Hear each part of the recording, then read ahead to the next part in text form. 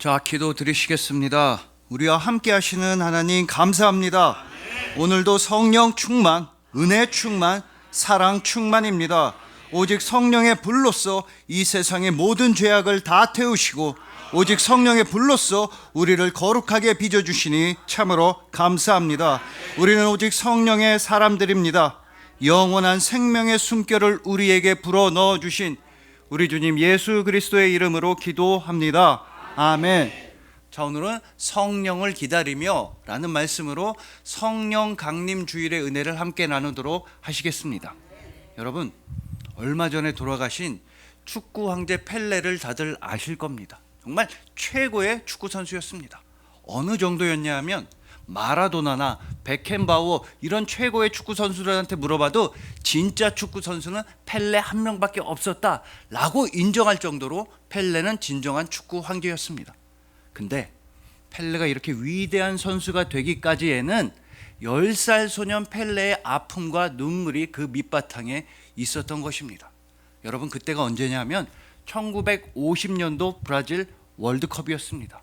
자국인 브라질에서 월드컵이 열리니만큼 브라질 모든 국민들은 브라질이 월드컵에서 우승하길 강하게 열망하고 있었습니다. 자, 그런데 실제로 브라질은 우승 직전까지 갔습니다. 당시에 굉장히 축구 강국이었던 우루과이와의 경기에서 전반전까지는 1대0으로 브라질이 앞서고 있었던 것입니다. 후반 45분만 버티면 브라질이 월드컵에서 최초로 우승할 수가 있었습니다.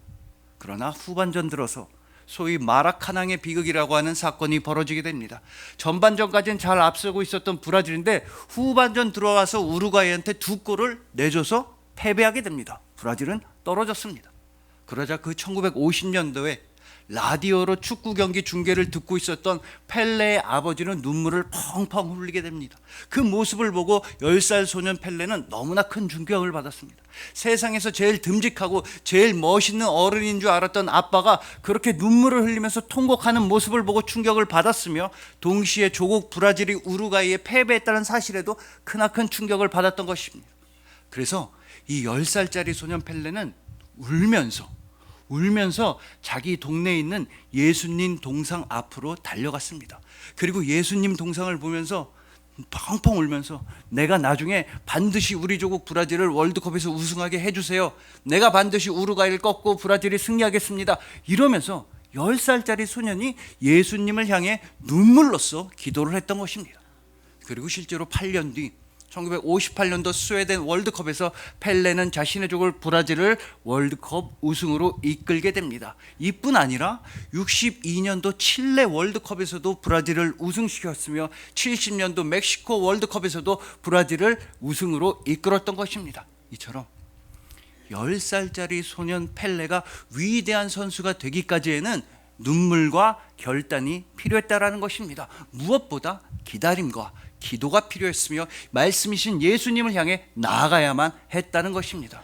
여러분, 이처럼 세상에서 모든 좋은 일들은 기다림과 기도와 말씀이 필수적인 것입니다.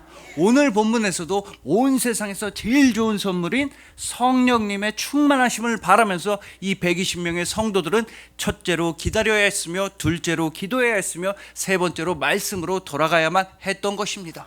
그러자 성령 하나님께서는 그 120명의 성도들에게 확실하게 충만하게 임재해 주셨으며 인도해 주셨으며 이끌어 주셨던 것입니다.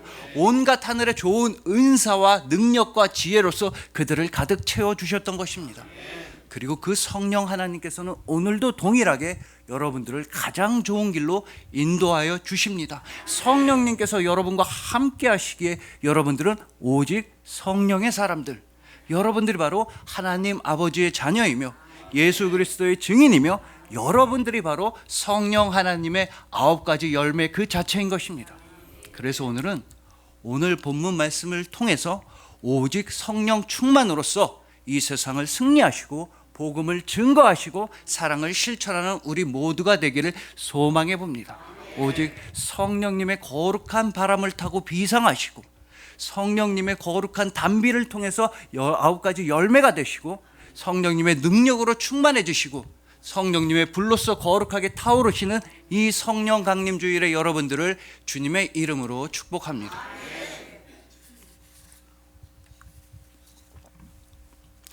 자, 우선 오늘 본문은 120명의 성도들이 성령으로 충만하기 직전의 상황입니다.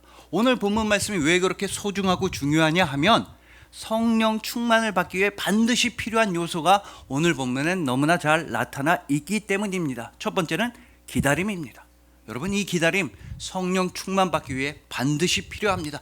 예수님께서도 승천하시기 직전에 신신당부하셨던 말씀이 바로 기다려라, 기다려야 했습니다. 오늘 본문 앞에 있는 사도행전 1장 4절입니다.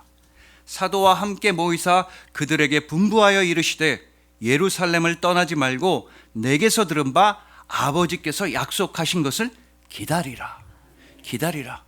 여러분, 예수님께서 말씀하십니다. 하나님 아버지의 약속의 선물을 받기 위해선, 성령님으로 충만해지기 위해선 반드시 기다려라, 먼저 기다려라, 기다릴 줄 알아야 한다고 말씀하시는 것입니다. 그렇기 때문에 우리가 이 성령님을 기다린다는 것은 뭐 친구를 기다린다거나 뭐 월급을 기다린다거나 점심 식사를 기다리는 것과는 완전히 다른 차원의 이야기가 되는 것입니다. 여러분, 이 마가의 다락방에 모였던 예수님의 제자들을 떠올려 보시면 이해하기가 쉬울 것입니다. 이 제자들은요, 예수님께서 살아계실 때도 예수님 면전에서 서로 내가 높다, 내가 절렀다 이렇게 싸우고 다투던 사람들이었습니다. 또 예수님께서 붙잡히시고 십자가에서 죽으시자 모두 다 도망을 쳤던 겁쟁이들이었습니다. 심지어 예수님이 부활하셨는데도 집안에 틀어박혀서 문을 꼭꼭 잠그고 있던 그런 사람들이었습니다. 여러분, 그런 사람들이 함께 모인다? 함께 모여서 한 마음으로 간절히 무언가를 기다린다?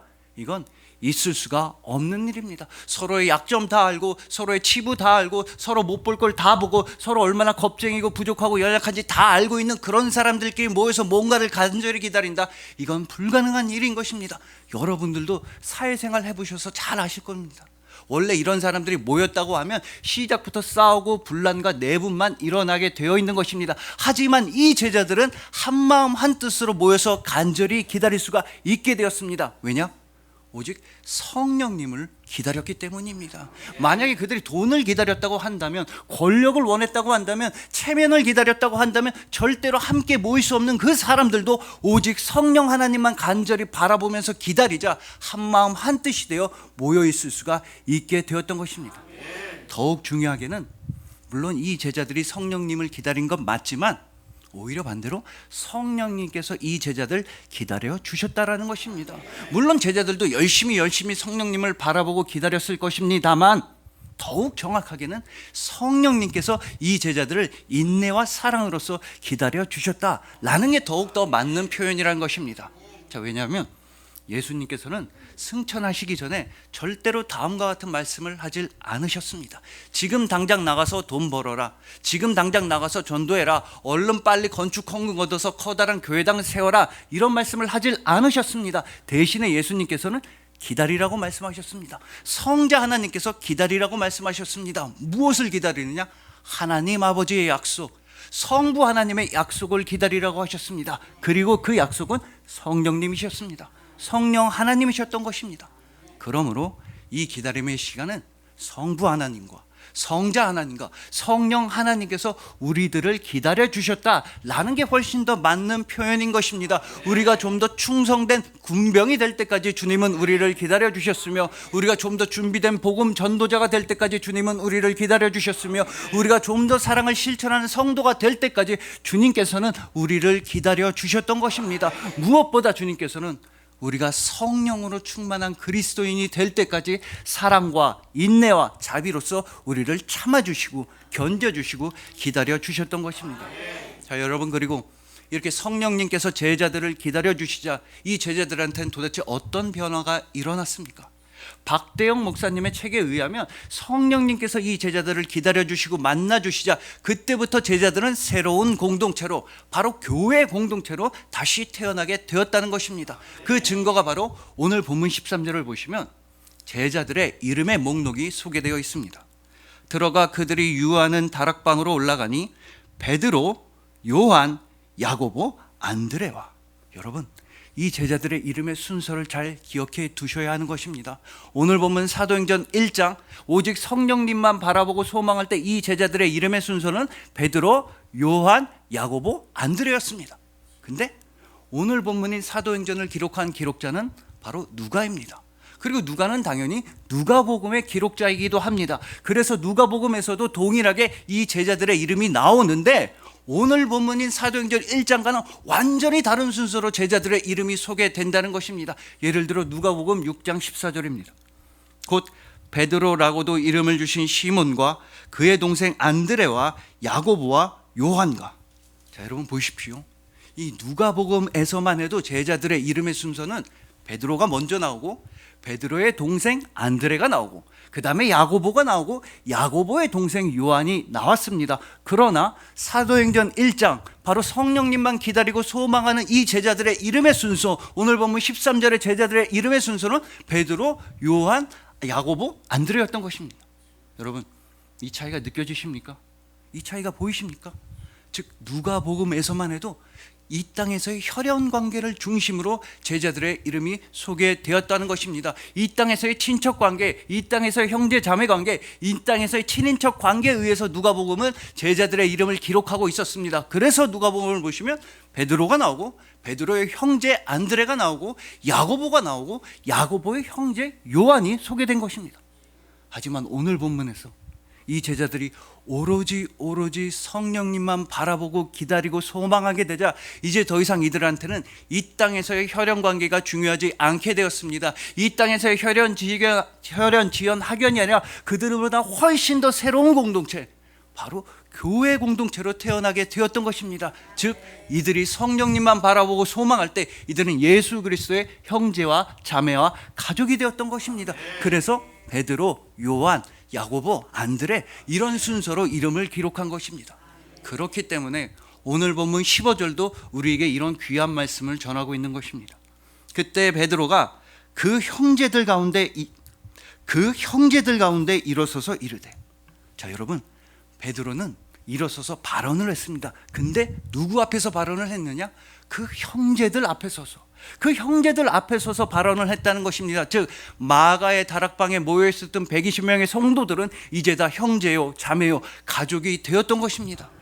여러분, 정말 중요한 건 이 120명의 성도들은 그전까지는 서로 엄청 다투고 싸우고 싫어하기도 했습니다. 서로 대면했으며 불편한 관계도 있었습니다. 그러나 이 120명이나 되는 성도들이 오직 성령 하나님만 바라보고 기다리게 되자 그들은 새로운 가족, 하늘의 가족, 바로 예수 그리스도의 형제와 자매, 바로 교회 공동체로 태어나게 되었다는 것입니다.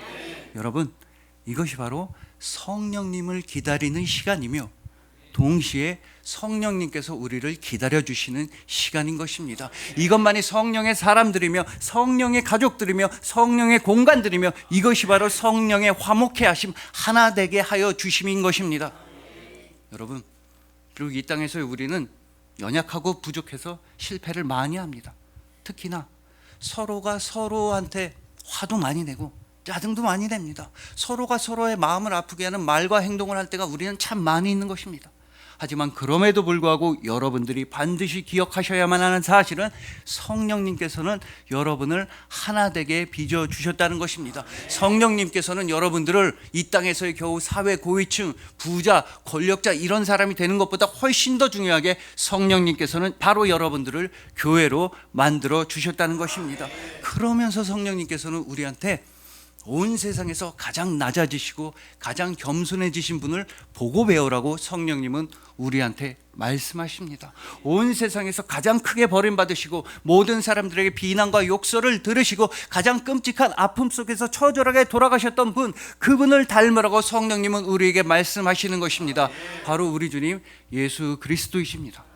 여러분, 우리는 비록 연약하지만 예수님께서 우리를 대신해서 승리하셨습니다.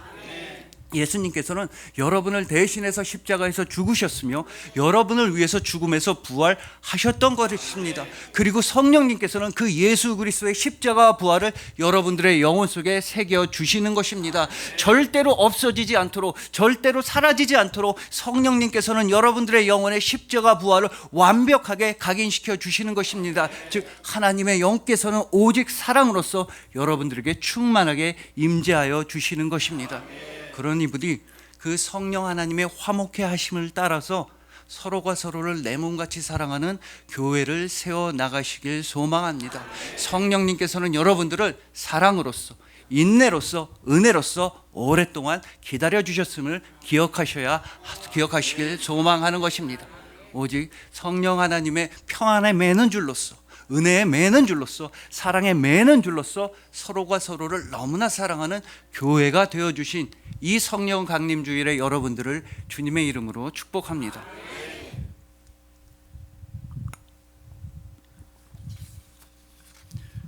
자, 다음으로 이렇게 성령님만 기다리고 바라보고 소망하던 이 120명의 성도들이 과연 무엇을 그렇게 열심히 했는지는 오늘 본문 14절에 나타나 있습니다. 여자들과 예수의 어머니 마리아와 예수의 아우들과 더불어 마음을 같이하여 오로지 기도에 힘쓰더라. 여러분, 마가의 다락방에 모여 있었던 이 120명의 성도들은 오로지 기도에 힘썼습니다. 그리고 이 기도야말로 우리가 성령님을 모셔드리고 환영하고 충만하게 되기 위한 가장 좋은 방법이며, 기도가 없다면 절대로 성령님과의 인격적인 교제, 친밀한 교제는 불가능한 것입니다. 자, 근데 여기서 중요한 문제가 하나 있습니다.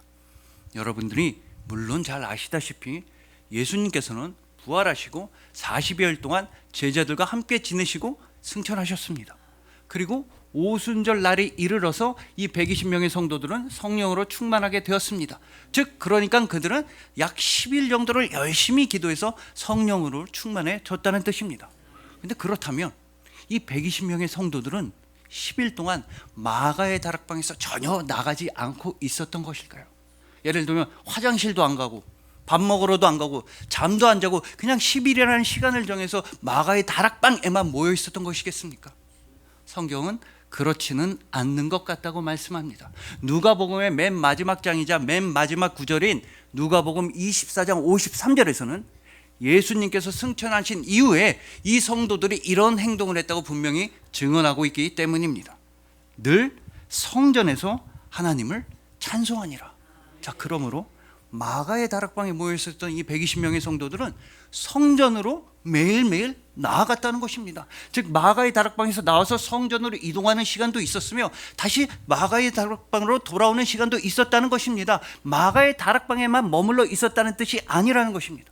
자, 그렇다면 오늘 본문 14절 말씀대로 이 120명의 성도들이 오로지 기도에만 힘썼다는 것은 10일이라는 기도 시간 정해놓고 그때만 기도했다라는 뜻이 절대 아닌 것입니다. 오히려 그들이 오로지 기도에 힘썼다는 것은 그들의 삶 자체가 기도로 변화했다는 뜻입니다. 그들의 삶이 기도가 되었으며 그들의 일거수일투족이 기도가 되었으며 심지어 그들의 식사마저도 기도가 되었으며 그들의 잠도 기도가 되었으며 그들의 휴식도 기도가 되었으며 그들의 대화도 기도가 되었으며 그들의 교제도 기도가 되었다는 것입니다. 여러분, 이것이 바로 오로지 성령님만 바라보는 사람들의 기도인 것입니다. 잘 아시다시피 이 기도라는 건 절대로 기도 시간에 눈 감고 크게 말하는 시간만 기도 시간이 아닌 것입니다. 바로 우리라고 하는 사람 자체가 기도로 변해야만 하는 것입니다. 다른 사람 탓할 때가 아니라 내가 먼저 성령님의 인도하심을 따르는 기도가 되어야 하는 것입니다. 자, 가장 대표적이고 쉬운 예로서는 이런 것이 있습니다. 자, 여러분들이 둘씩 셋씩 짝을 지어서 노방전도를 하신다면, 아니면 지인을 만나서 복음을 전하신다면 보통은 이렇게 진행됩니다. 보통은 한 분이 주도적으로 예수님 믿자, 함께 교회 가고 천국 갑시다, 이런 얘기를 합니다. 그럼 나머지 두 사람들은 아무것도 안 하고 있습니까? 절대 아닙니다. 속으로 열심히 기도하고 있습니다. 중보하는 기도를 간절하게 합니다. 성령님, 복음이 이 사람에게도 심어지게 해주세요. 이 사람도 천국을 맛보게 해주세요. 간절히 기도하고 있는 것입니다. 즉 세상이 보기에는 아무것도 안 하고 있는 것 같지만, 사람들이 보기에는 가만히 있는 것 같지만 속으로 간절히 기도를 하고 있다는 것입니다. 이것이 바로 전도의 기본이며 선교의 핵심이며 무엇보다 기도가 되는 삶, 기도가 되는 사람인 것입니다. 더더군다나 여러분, 물론 지금의 우리야 이 120명의 성도들이 10여일 동안 열심히 기도해서 성령으로 충만해졌다는 걸 우리는 너무나 잘 알고 있습니다. 근데 그러면 그 사람들도 이 사실을 잘 알고 있었겠습니까? 그 사람들이 야, 우리 딱 10일만 기도하면 된단다, 더도 말고 덜도 말고 10일만 기도하면 성령님 오시고 다 끝난다, 10일만 한번 열심히 기도해보자, 이랬겠습니까? 절대 아닙니다. 그 사람들은 자신들의 기도가 10일이 될지 100일이 될지 1년이 될지 10년이 될지 모르고 있었습니다. 그 사람들은 아는 게 하나도 없었습니다. 대신에 그 사람들이 아는 딱 한 가지는 열심히 기도해야 한다, 이거밖에 몰랐던 것입니다. 예수님 말씀하신 대로 성령으로 충만하기 위해서는 열심히 기도해야 된다, 이 사실 하나만 알고 있었으며 이 사실 하나를 그대로 실천했던 것입니다. 즉 그들은 온통 기도가 되었던 것입니다. 그래서 우리도 기도가 되어야 합니다.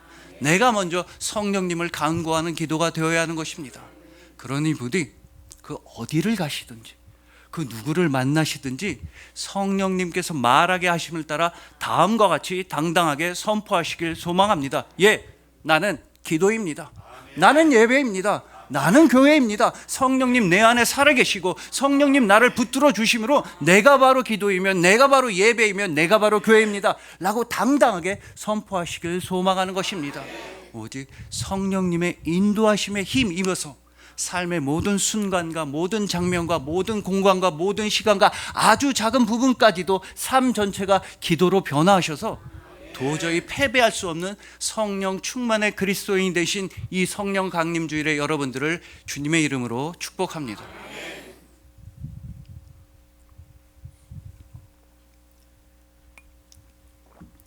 자, 이제 마지막으로 오늘 본문 15절 이하를 보시면 베드로는 형제 자매들 가운데 일어나서 이런 발언을 했습니다.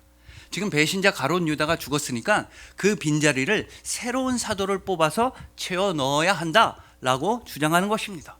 근데 놀랍게도, 참으로 놀랍게도 오늘 본문에 이어지는 사도행전 1장 20절에서 베드로는 이런 말을 했던 것입니다. 시편에 기록하였으되 그의 거처를 황폐하게 하시며 거기 거하는 자가 없게 하소서 하였고 또 일렀으되 그의 직분을 타인이 취하게 하소서 하였도다.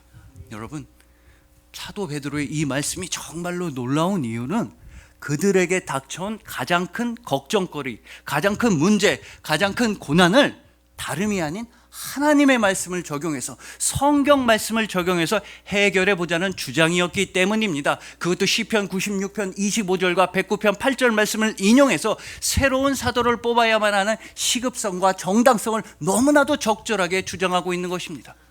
자, 그러니까 이제 사도 베드로는 이전까지와는 전혀 다른 방식으로 성경 말씀을 읽게 되었고, 묵상하게 되었고, 체험하게 되었고, 적용하게 되었고, 실천하게 되었다는 것입니다. 이건 마치 사도 바울이 다메섹 도상에서 예수님을 만난 이후에 완전히 다른 시각으로 성경을 해석한 것과 똑같은 일이 벌어진 것입니다. 자, 여러분, 이 위대한 사도들이 이렇게 올바르게 또 온전하게 성경을 읽고 체험할 수 있게 된 가장 결정적인 계기는 바로 예수 그리스도의 십자가와 부활이라고 하는 새로운 빛 아래서 성경을 읽게 되었기 때문입니다. 그리고 이것이 바로 성령님께서 우리에게 알려주시고 우리를 인도하시는 새로운 성경 읽기이자 동시에 진정한 성경 읽기인 것입니다.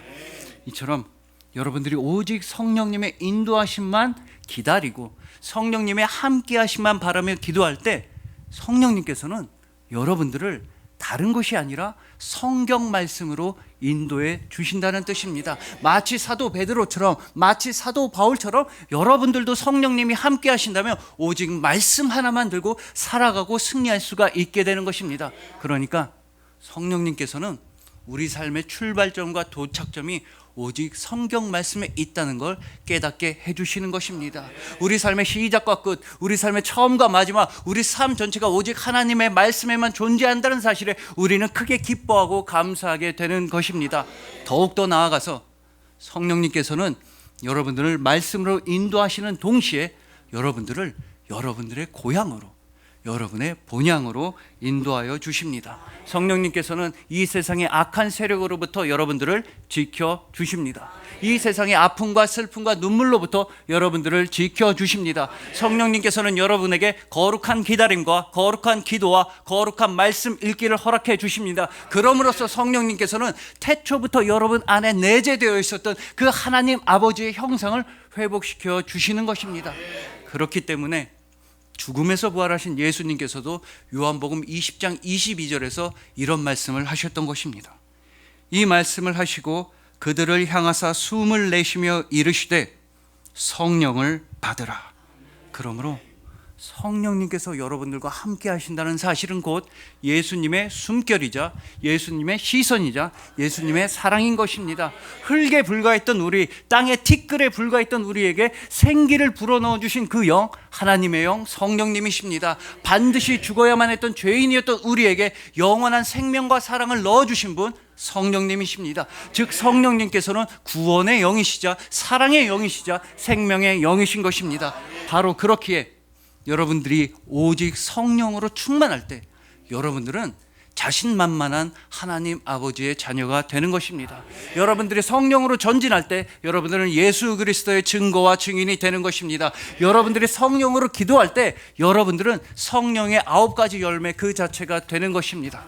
그리고 바로 오늘 바로 이 자리에서 지금 이 순간 성령님께서는 여러분들에게 충만하게 임재하여 주실 것입니다. 성령님께서는 영원 전부터 영원 끝까지 동일하게 여러분과 함께 하시고 여러분을 보호하시며 여러분을 지켜주십니다. 성령님께서는 그 말할 수 없는 탄식으로 여러분들을 위해 친히 간구하여 주시는 것입니다. 성령님은 말할 수 없을 정도로 여러분을 사랑하십니다. 여러분들은 오직 성령 충만으로 승리하는 사랑의 그리스도인이 된 것입니다. 그리하여 오직 성령님만 바라보고 기다림으로써 서로가 서로를 너무나 사랑하는 교회를 세워나가시는 여러분들, 성령님을 향해 간절히 기도함으로써 기도가 곧 내가 되고 내 삶이 기도로 변화되신 여러분들, 오직 성령 충만으로써 성경 말씀으로 승리하시고 천국으로 나아가시고 사랑을 실천하시는 이 성령 강림주일의 여러분들을 진심으로 사랑하고 축복합니다. 기도드리시겠습니다. 우리와 함께 하시는 하나님, 오직 성령님만 기다리고 소망하는 우리에게 충만하게 임재하여 주시니 감사합니다. 오직 성령 하나님의 아름다운 바람으로 높이 비상하고 성령님의 거룩한 불길로서 모든 죄악과 탐욕을 다 태워버리고 오직 성령님의 은혜의 담비로서 성령님의 거룩한 열매가 되게 하여 주시니 참으로 감사합니다. 우리 삶이 기도가 되고 우리라는 사람이 기도가 되고 우리라는 사랑이 기도가 되겠습니다. 간절한 기도를 통해 성령님의 역사함과 능력을 땅끝까지 이르러 전하겠습니다. 우리는 성령의 사람들입니다. 성경 말씀을 읽게 하여 주시니 참으로 감사합니다. 성경 말씀을 사모하게 하시니 참으로 감사합니다. 성경 말씀대로만 살아가게 하시니 참으로 감사합니다. 오직 지혜와 계시의 영, 하나님의 영 성령님으로 이미 승리하였습니다. 영원한 생명의 숨결을 우리에게 불어넣어 주신 우리 주님 예수 그리스도의 이름으로 기도합니다. 아멘.